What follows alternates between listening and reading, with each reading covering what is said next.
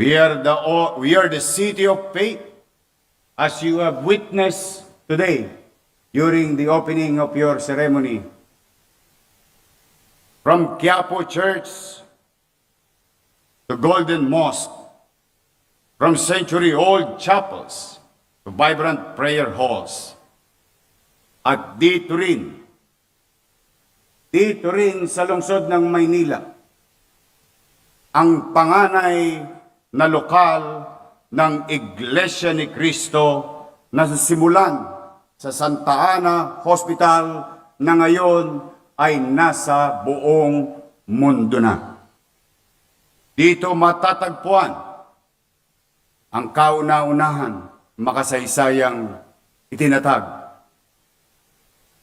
na bahay-sambahan ng Iglesia ni Cristo.